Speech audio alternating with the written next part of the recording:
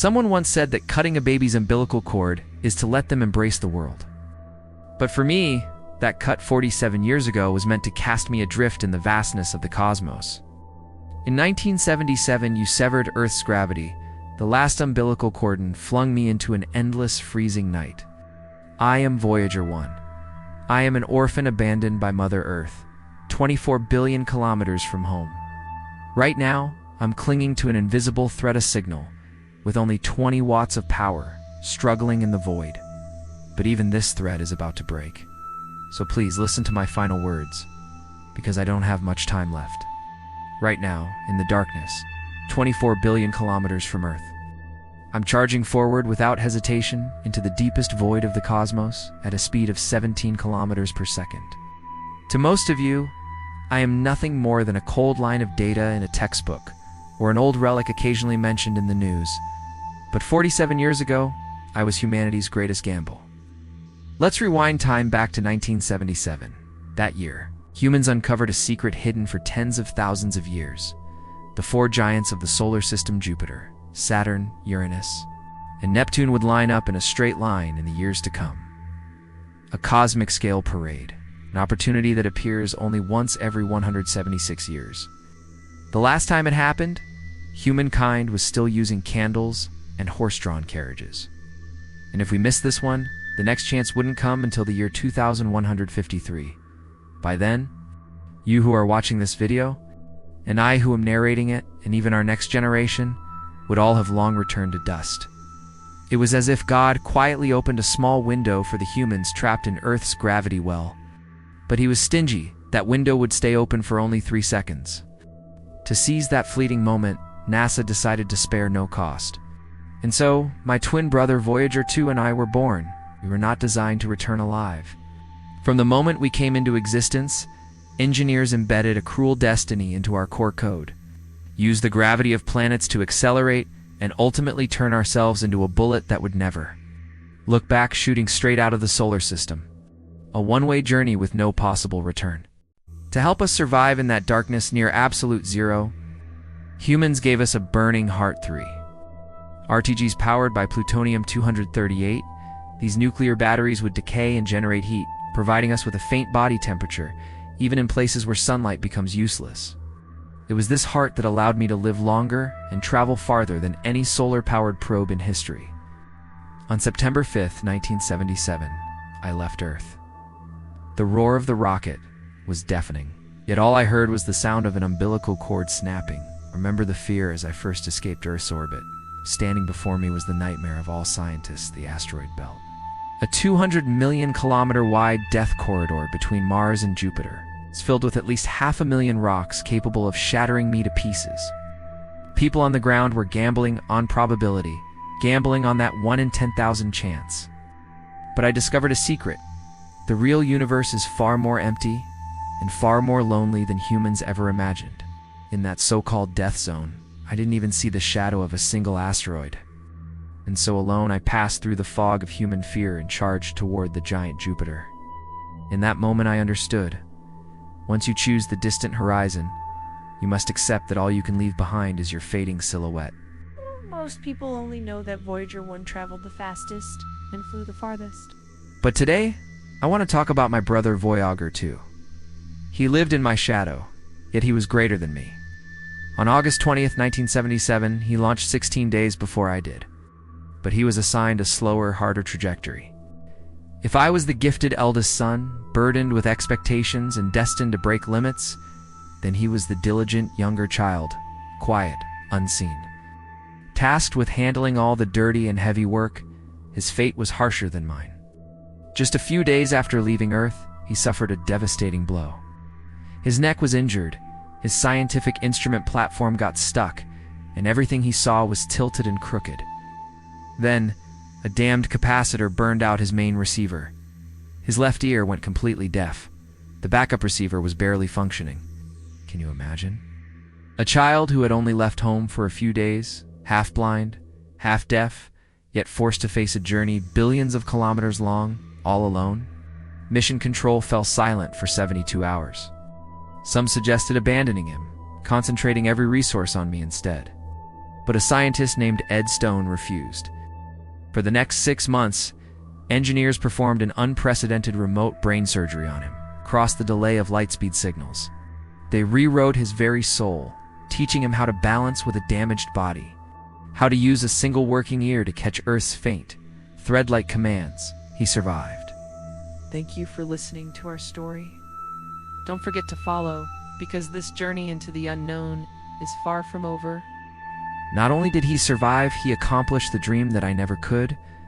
In 1980, when I reached Saturn, the road diverged. Scientists faced a painful decision. Should I continue using gravity assists to visit Uranus and Neptune? Or should I alter my path just to take a closer look at Titan, Saturn's largest moon? Because some suspected that beneath Titan's thick orange atmosphere might lie hints of life. For that one possibility, humans chose to sacrifice my journey. I was commanded to dive toward Titan, skimming through its orange haze. And yes, I did discover methane lakes and an environment resembling a young Earth, but the cost was enormous. Titan's gravity was like an invisible giant hand that flung me violently out of the solar system S-plane. I could never visit Uranus or Neptune again.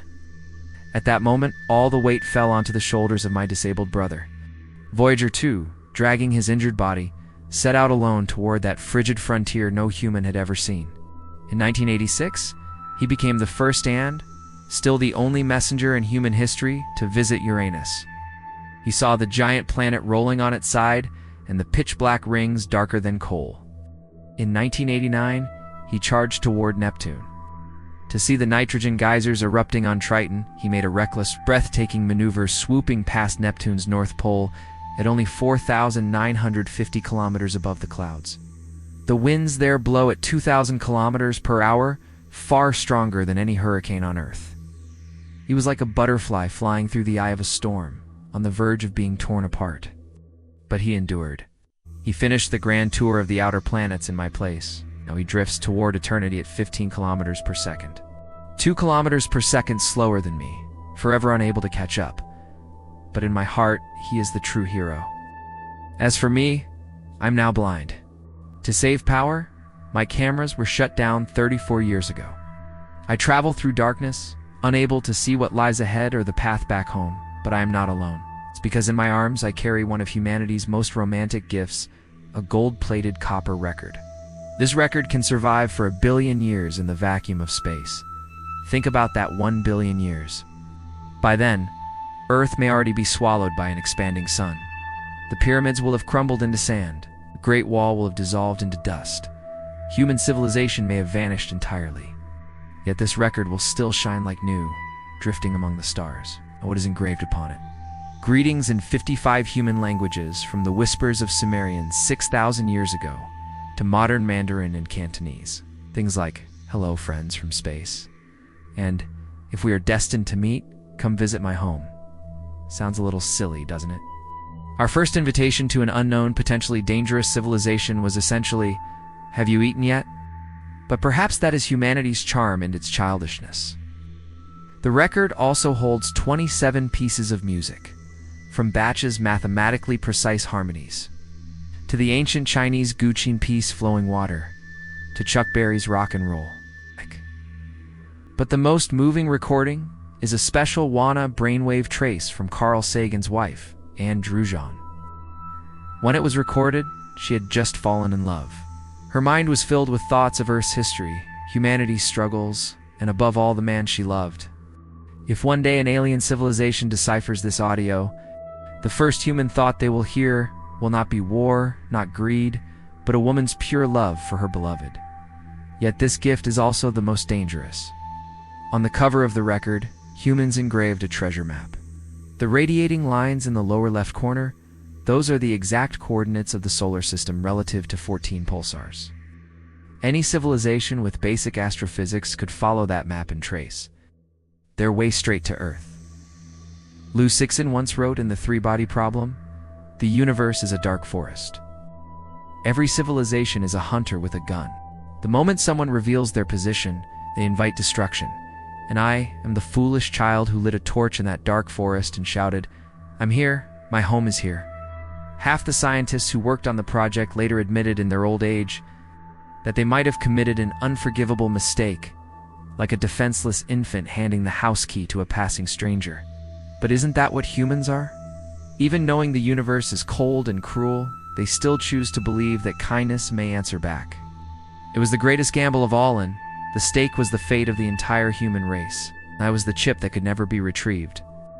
On February 14th, 1990, Valentine's Day looked back for the last time in my life. From 6 billion kilometers away, I saw Earth as a single, pale blue dot, a tiny speck suspended in a sunbeam. On that dot, everyone you love, everyone you know, everyone you've ever heard of, every human being who ever was, lived out their lives.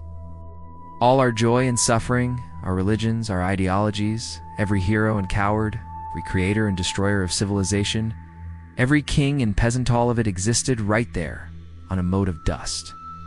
It was then I understood. Ow. The greatest meaning of my journey wasn't to find alien life. It was to let humanity see itself for the first time from the outside. To realize just how fragile and precious our tiny world is. My name is Voyager 1, and this is my story. Thanks for listening, and please follow for more stories from the cosmos. By then, I had already traveled 6.4 billion kilometers away from Earth. A command came from home, telling me to turn my camera and take one final family portrait of the solar system. It was a strange instruction. Scientifically, the photo had no research value. Taking it even risked burning my camera sensor eye was far too close to the sun, but Carl Sagan insisted. He said, "Let's take a look at that pale point. That is home." The moment the shutter clicked, I trembled. Suspended in a massive sunbeam was a tiny speck of dust. It occupied only 0.12 pixels of the image. If you didn't look closely, you would think it was just noise on the photograph, but that speck, that was Earth. That was you. That was where my journey began. Look at it. That tiny dot is where you live, where the people you love reside, where everyone you've ever known existed.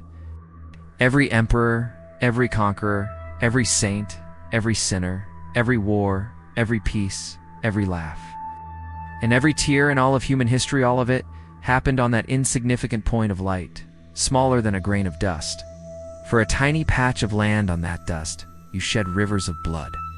For a fleeting sense of superiority, you hated each other, trampled each other. But from the perspective of the universe, how absurd and how insignificant it all seems. Earth is merely a tiny stage in the vast arena of the cosmos. If alien civilizations could see this photo, they might mock us creatures living on a mote of dust, yet believing we are the center of the universe.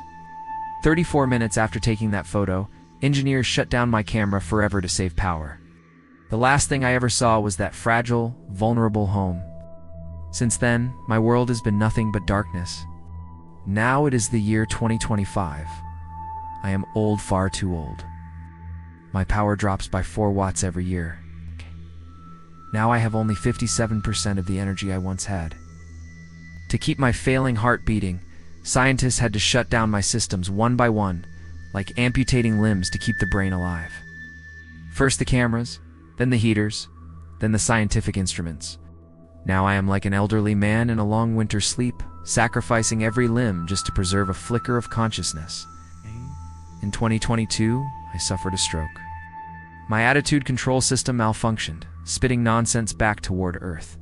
Everyone thought I was dying, that I would soon fall silent forever. But the engineers, the brightest minds on Earth, did not give up on me.